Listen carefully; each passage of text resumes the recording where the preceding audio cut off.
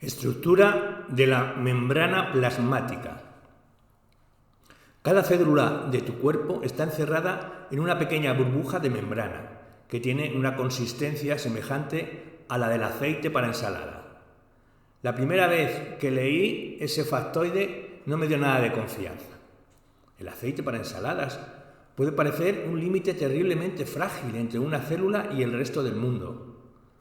Afortunadamente, la membrana plasmática resulta adecuada para su trabajo, la textura del aceite para ensalada y todo lo demás. ¿Qué hace exactamente?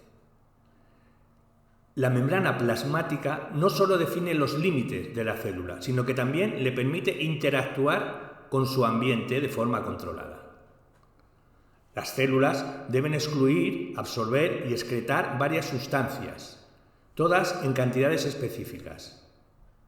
También deben ser capaces de comunicarse con otras células, identificándose y compartiendo sobre todo información entre ellas.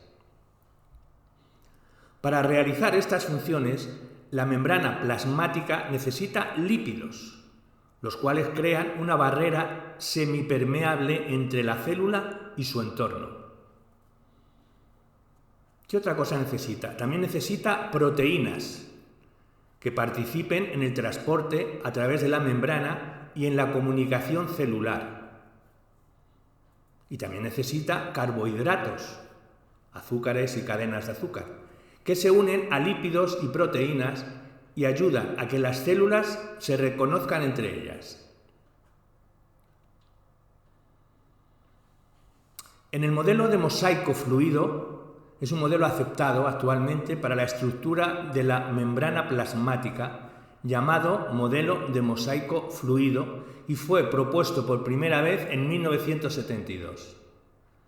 Este modelo ha evolucionado con el tiempo, pero todavía proporciona una buena descripción básica de la estructura y el comportamiento de las membranas en muchas células. De acuerdo con el modelo de mosaico fluido, la membrana plasmática es un mosaico de componentes, principalmente fosfolípidos, colesterol y proteínas, que se pueden mover fluida y libremente en el plano de la membrana.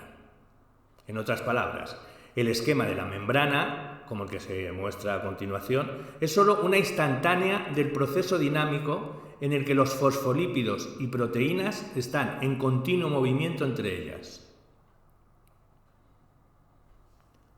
Curiosamente, esta fluidez significa que si insertas una aguja muy fina en una célula, la membrana simplemente se separará y fluirá alrededor de la aguja. Y una vez que ésta se retira, la membrana se vuelve a unir sin problemas. Los principales componentes de la membrana plasmática son los lípidos, o sea, fosfolípidos y colesterol, las proteínas y grupos de carbohidratos que se unen a algunos de los lípidos y proteínas. El fosfolípido es un lípido compuesto de glicerol, dos colas de ácidos grasos y una cabeza con un grupo fosfato. Las membranas biológicas usualmente tienen dos capas de fosfolípidos con sus colas hacia adentro, un arreglo llamado bicapa de fosfolípidos.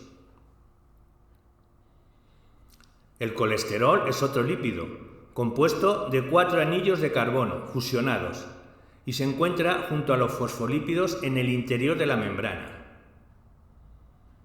Las proteínas de la membrana pueden extenderse parcialmente dentro de la membrana plasmática, atravesarla por completo o estar unidas a su cara interna o externa. Los grupos de carbohidratos están presentes solo en la superficie externa de la membrana plasmática y están unidos a proteínas, formando glicoproteínas o lípidos, formando glicolípidos. Las proporciones de proteínas, lípidos y carbohidratos en la membrana plasmática varían entre los diferentes tipos de células. Sin embargo, en una célula humana típica, las proteínas representan alrededor del 50% de su composición en masa. Los lípidos de todo tipo representarían el 40% y el 10% restante proviene a los carbohidratos. Los fosfolípidos estos están dispuestos en una bicapa y conforman la estructura básica de la membrana plasmática. Son adecuados para esta función porque son anfipáticos, es decir, que tienen regiones hidrofílicas e hidrofóbicas. En el siguiente ejemplo vemos el fosfato con sus compuestos, el glicerol, lo que es la cabeza hidrofílica, lo que son las colas hidrofóbicas, donde está el ácido graso saturado y el ácido graso insaturado. La región hidrofílica, que es la que ama el agua, como sabemos, de un fosfolípido es su cabeza.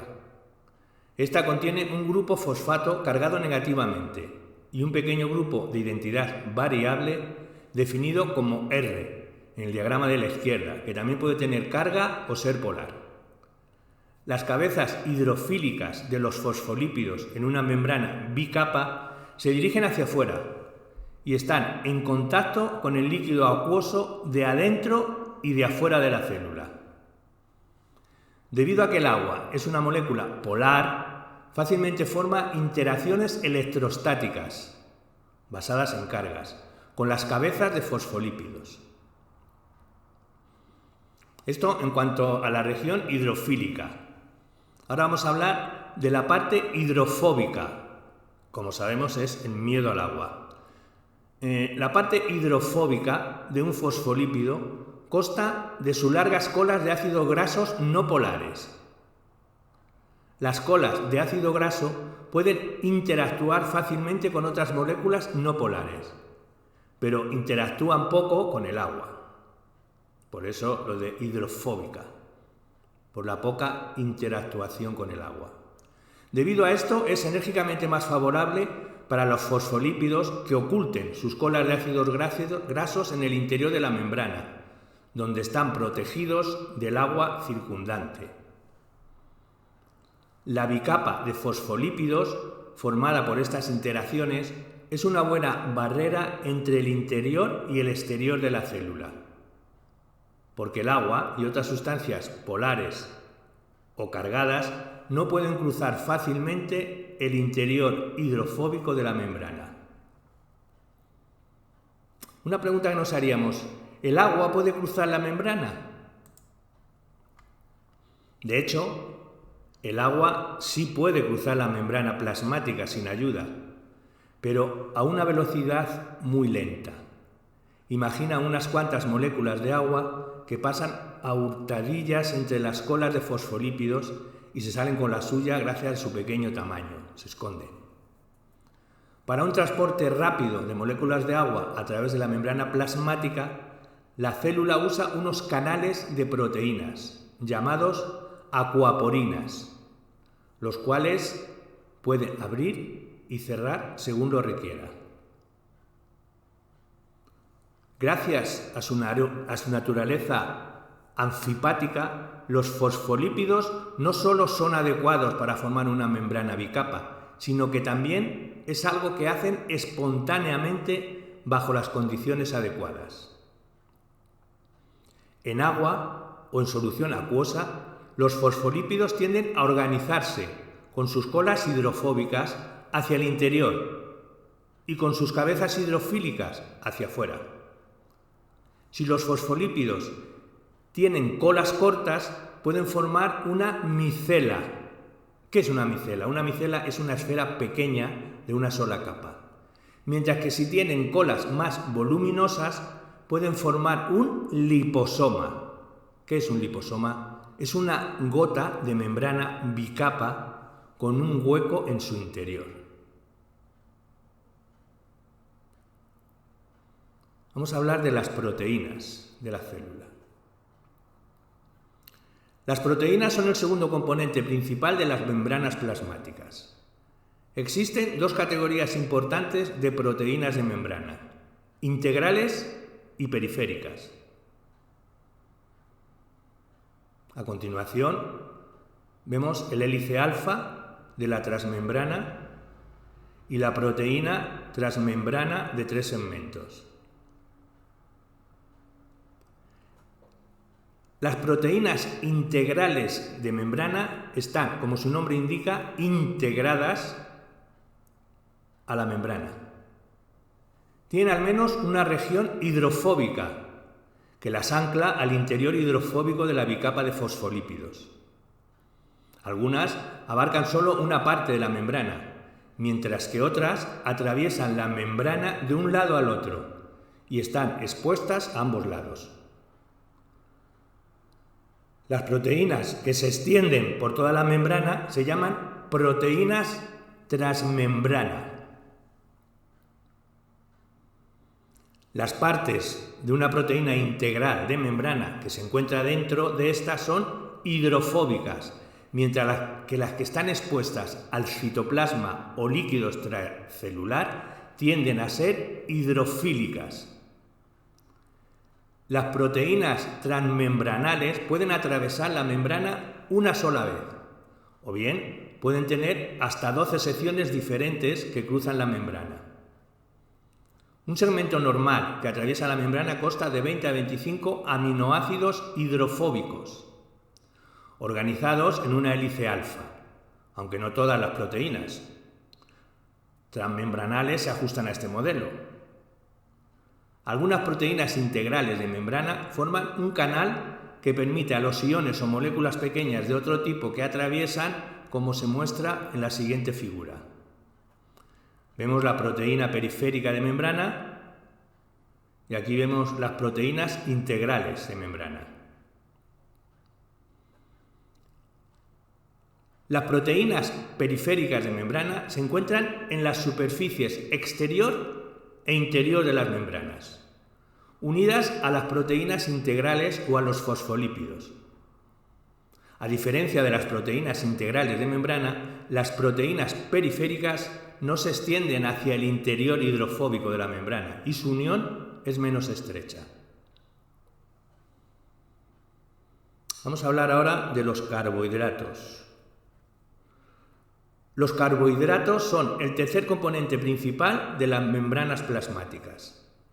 En general, se encuentran en la superficie exterior de las células y están unidos a proteínas, formando glicoproteínas, o a los lípidos, formando glicolípidos. Estas cadenas de carbohidratos pueden tener de 2 a 60 unidades de monosacáridos y pueden ser rectas o ramificadas.